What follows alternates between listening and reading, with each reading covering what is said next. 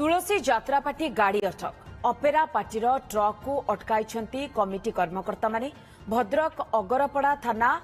अणिजोठारे बाबा सिंधुकेश्वर जात्रा committee द्वारा तुलसी गणनाट्य गत 4 दिन धरी चली चुक्ति अनुसार अपेरार मुख्य नायक अश्विनी एवं नायिका सोनालींकर अनुपस्थिति प्रथमे रात्रि विलंबरे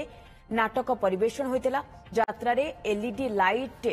न चलवा सहित विद्युत सरबराह जोगु 15 मिनिट धरी नाटक मंचस्थ बंद रहिबा परी अव्यवस्था परिलक्षित होइतिला जहाकु नै यात्रा कमिटी अनेक क्षति सहितबा बेले तुलसी गणनाट्यर टेंट गाड़ी गुड़ी को कमिटी पक्षरु अटक रखा जायछि। व्यापक क्षति सहितबारु कमिटी टंका फेरस्त नै दाबी रखिछि। अन्य पक्षरे अपेरार मालिक नांडू बाबू कमिटी सदस्य अभियोग सुनिबा परिवर्ते विभिन्न धमक चमक दैथिबा अभियोग होइछि। विवाद को नहीं यात्रा कमिटीर सदस्य एवं परिचालक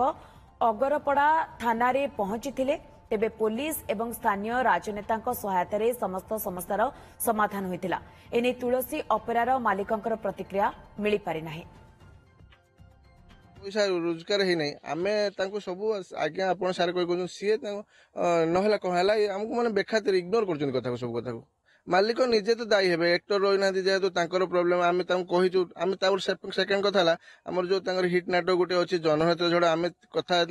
आमर जो डबल दी राति यात्रा करने कथा है किंतु सी गोटे राति पर सेकेंड राति करने से मना करदे जहाँफल आम कापा तो से नाटकटा करते ना आमर किसी पैसा रिकवर हो पारि था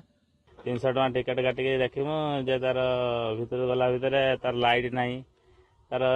एलईडी बंद हो जाउची जो हिरोनी आमर थिबा सोनाली पंडा सी फास्ट राति थिलानी